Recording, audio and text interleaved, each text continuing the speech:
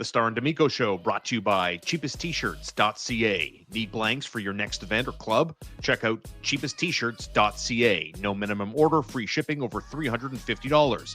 Same day shipping on lots of items. Affordable, Canadian, ready to print your design. Brought to you by Catherine Prince at Remax Platine, your Montreal real estate connection. Call her at 514-702-2474 or email Catherine with a K, Catherine at catherineprince.com.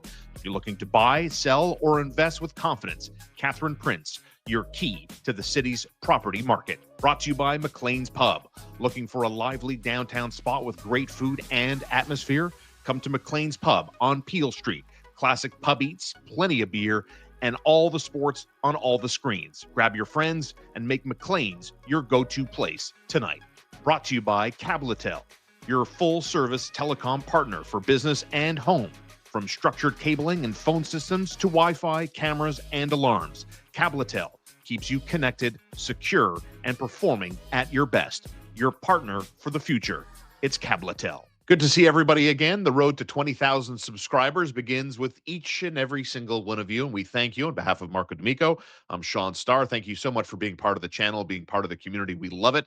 And of course, a big shout out to all of our sponsors, and big shout out to Chuck and Evie and Little Bear, family-owned business that cares about your pet as much as you do. You can find them on St. Catherine across from Westmount Square. All the questions you need, the stocking stuffers from the best brands at the best deals for your pet from around the world, available online at littlebearonline.com. Pleasure to see my man. There's Marco D'Amico.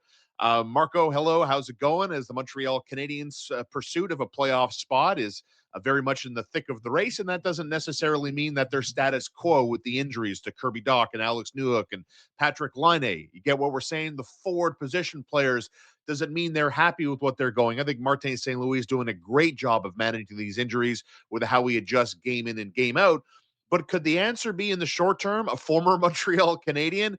How about this? The latest from the weekend, Marco, that LA Kings forward, former Montreal Canadian forward, Phil Danault might be on the block. Your instant reaction to whether there's a match again. Can the boy come home? Phil Danault and the Montreal Canadiens, Marco. Well, ironically enough, I learned about this information at Scotiabank Arena in Toronto, and the first thing that came to my mind was pizza. Yeah, of course. The infamous And Pizza so, Vegas story. Yeah. and so I went to go and grab a slice of pizza in the media lounge. Oh, boy. Is that what they have Um, cooking in Toronto? Pizza? a finite amount of pizzas, yes. Right. Not like the Bell Center where you have an unlimited amount of hot dogs. Yeah, But, exactly. I definitely understand what happened, why Toronto media lines up now for the hot dogs. I get it. Yeah, it makes sense to me. But when I saw that the Kings were considering the opportunity to trade Phil Danault, it's understandable, right? 5 points, all assists in 28 games for a guy that's being paid $5.5 million when you're trying to be as efficient as you can be with Yeah. your money. I do understand that the Kings would look at that because Ken Holland, he's not looking to waste time. Like he's got to go. And if this is the moment where he feels that Phil Danault is declining and not giving him like elite third line, if not potentially second line offense, well, then in that case, they have to find another solution. And so this is why teams are calling on Los Angeles. I don't have any confirmation that the Canadiens are, but teams are definitely calling on Los Angeles to see like what the plan is. He has a modified no trade clause. So 10 teams he can't be traded to. And he has 1 year after this season left on his deal at $5.5 million. So not the end of the world in terms of cap hit. But does this make sense for the Canadiens, Sean? My initial reaction is you're getting a player, not so much this year at a bad time, but if you go through, his time in LA, 51, 54, 47, 43 points, you're going the wrong way, Philly boy. And in the here and now, it's not like the Montreal Canadiens, Marco, are going to be plagued with injuries from now and forever. The question I have, and I hate to answer a question with a question, but I prefer to see Oliver Kapanen center that line. I mean, Alex Tessier has brought something very interesting to that combination. Demidov is cooking, there's no doubt. But to me, that's more the future than what I would think Phil Danault could bring potentially, because wouldn't that be the reason why, Marco? if Ken Hughes decides green light go and Phil Danault, that Kapanen would drop down and Phil Danault would now become the guy between, let's say, Tessier and Demidov. And I don't think that would be the right move if Ken Hughes wanted to do something like that. No, I think that Kapanen has played better than Phil Danault this season. Shocker, I know, Yeah. but Yeah. I just feel like you'd be killing momentum by doing that. That's a Like, good way to put to it. me, if you're going to bring in a center, it has to be a categorically superior center Right. to Kapanen, like an established at least number 2 center to be able to move Kapanen over to where, if he spends his career as a high end third line center, well then you're cooking with oil right now. Like it's just you have the setup of 2 very strong lines. You need a third strong Mm, line to be able to mm, keep up. And I think when Dach and Newhook come back, you have, you know, the semblance or at least the build of what that line could look like. You just need a pivot to be able to figure it out. I don't know that Danault is that. yeah. I think Danault offers a lot of things that the Canadians would like. It's more so much the contract and what you'd be paying out to get it. And I think that's kind of the idea. I think there are other teams that will be more willing to throw assets at him because despite the way he's been playing this season, I still think that he has trade value by Yeah. being a center, right? By proxy of being a center. And I think when you factor that in, do you really want to get into, that kind of a negotiation standpoint where other teams are trying to, more desperate teams are trying to supplant you? Yeah. Like I could see a team like Carolina going for something like this. I could see a team, um, you know, low key like the Florida Panthers looking at something like this. Good call. And another team that I think could be very much on this would be the Minnesota Wild. Yeah. Like these are teams that are looking to compete now that for the purposes of injury or the purposes of lack of roster depth would be more apt to look at something like that. And so you look at Minnesota, imagine having Marco Rossi, Joel Eriksson Ek, and And a guy like Phil Danault. Like they would then be well yeah. set up, to be competitive. Yeah, I like the way you outline those teams and the way you break it down makes a lot of sense to me. And I'm starting to get the impression more and more as the team navigates through this season and through the various injuries that have already been outlined here that I'm less inclined to believe that the Montreal Canadiens, they're not in desperation mode, right? Like they're very No. competitive in the division. They're very competitive, obviously, in the conference, clearly. And that adds up in my mind to there's no need for a band-aid. And Phil Danault would be a band-aid transaction, especially in what is not a buyer's market. Everybody is looking for depth. The injuries are piling up with the congested Mhm. schedule across the board. Look at Dallas and Tyler Seguin and the ACL and the That's Ottawa another team. Ottawa loses Shane Pinto. Like, I mean, just to highlight a couple of marquee names that have gone down with injury, not specific to the position, but it's very much a seller's market. And to get Phil Danault's not going to come for nothing. And back to that band-aid solution. I mean, the impression seems strong in my mind. The Canadians are not in the business of a very temporary fix. If they can strike in what they perceive to be a long-term fix, then and only then, Marco, could I see them actually paying the price for something like that.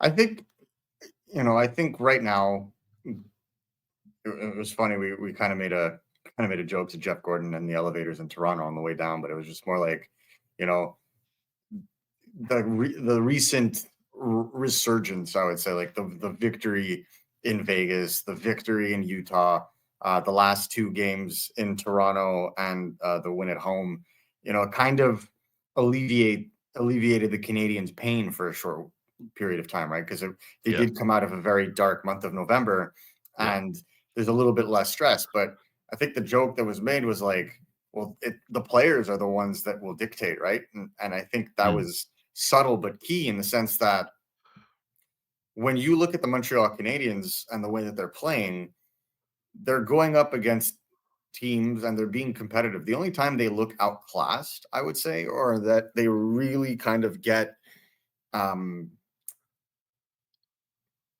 they crack a little bit under pressure is when the team is either extremely physical or very deep down the middle. Yeah, And right. those are few and far between, those teams. So there is room for them to continue to grow and to continue to work on their systems, be stronger defensively, get back to basics instead of being a rope-a-dope hockey team like they were last year. And, kind of mature as a core. Mm-hmm. And I prefer that to trying to go out and get a band-aid solution, because to struggle allows some of these players to improve. And I think, I was talking to Jakub Dobish about this in Toronto, and he was just like, yeah, I've been working a lot on my technique because I realized that, it's not going to work in this way. And, Mm-hmm. shots are coming in differently than they used to in past seasons. And so not only the goalies, but even the goaltending coaches have to modify the way they go about, like preparing the goalies, because it's more high danger chances, less perimeter shots, and that changes the dynamic. Same thing applies at forward. At forward, they're being asked to go into the middle. They're being asked to go, in the slot and in the high danger areas. And that's exactly where the Canadians have scored most of their goals over the last week, is in that spot. And Yeah. so, doing that, knowing that, I think the Canadians are more inclined to watch this team grow, struggle in certain situations, yes, but grow and wait for what they feel is the right fit. And I stress this, right? Because you can make a move. You can just make a move that on Yeah. paper looks fine. But if it's not the perfect fit, you've given up finite trade assets that you're probably not getting back, down the road, for a fit that could not work. And you look at other rebuilds, a lot of them have crashed and burned because they were a little bit too quick on the gun. Don't forget, we're going to be live at McLean's, Maison Publique McLean's, to be precise, on Peel in downtown Montreal, ahead of the Canadiens and Boston Bruins on December 23rd. We encourage you to come check us out. We've got lots of prizes to give away. Big shout out to our friends at Marilla's Steakhouse for outfitting us with numerous gift cards. If you're looking for your holiday party, I encourage you to book your reservation now at Marilla's Steakhouse, Highway 132 in Ganawagi, proud supporter of the show. Looking forward to seeing everybody December 23rd, and we're going to be there to watch the game because I don't have to work the following day. So we're going to have a nice little watch party, what should be a good game for the Boston Bruins. I know, hands up, it's a rare thing, right? The Bruins and the Habs and the live watch party at Maison Publique McLean's. Hope to see a lot of you there on December the 23rd. I think when we go back to what I perceive to be the money point, we talked about this last week on our live show in regards to like where the Canadians are at, the trade market, yada, yada, yada, dried up, sellers market, so on and so forth.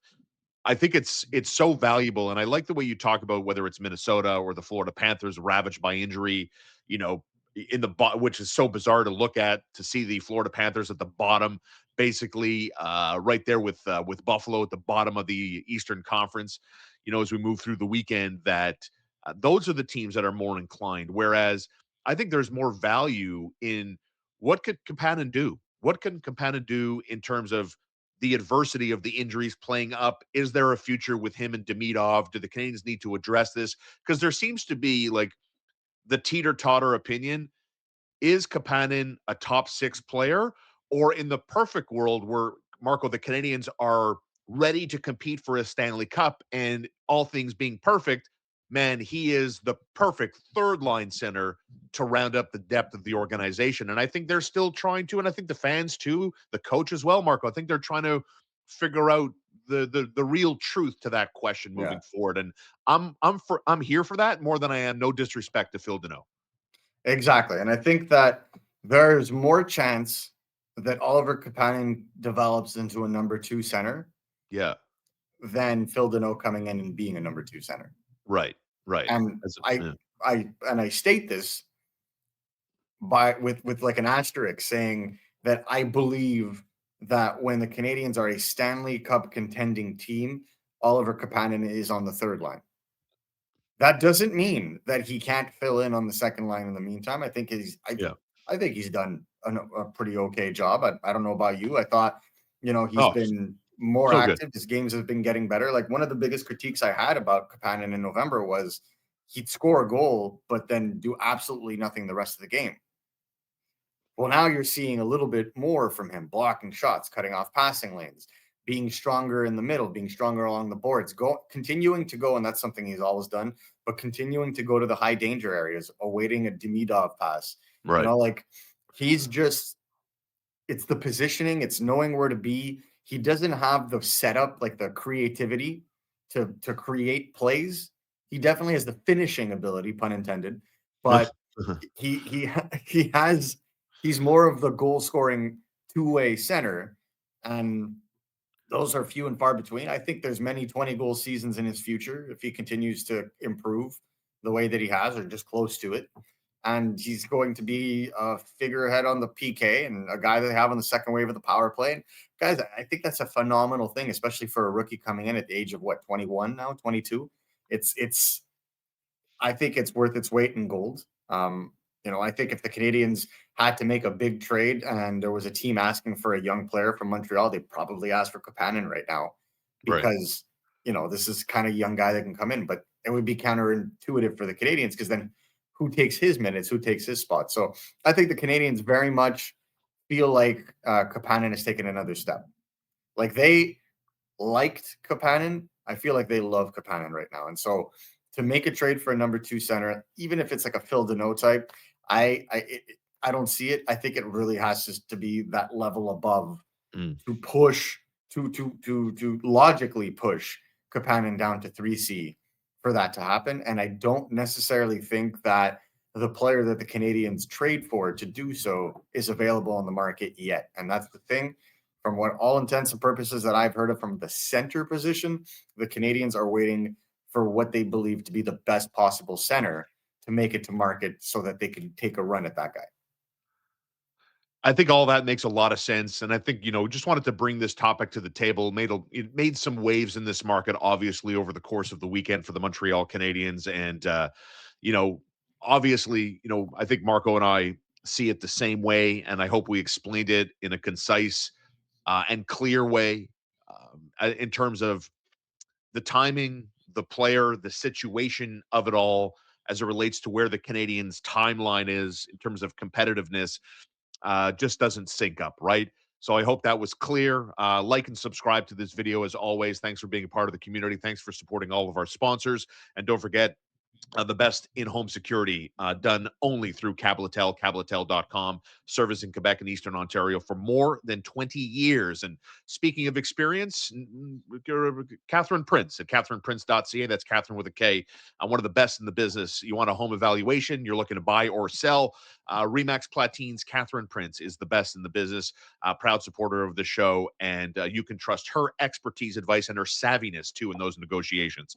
Marco, good stuff as always, man. I'm looking forward. I hope you all enjoy our next video, as we're going to dive on the plongée. We're going to get into the World Junior Hockey Championships and the Canadiens' representation for what is always a holiday tournament that we continue to enjoy, and what a rocking environment it's going to be from the wonderful state of Minnesota coming up. So stay tuned for that. Thanks for liking and subscribing and being part of the community. And we'll see you for a deep dive into the World Junior Hockey Championships and how well the Montreal Canadiens are represented.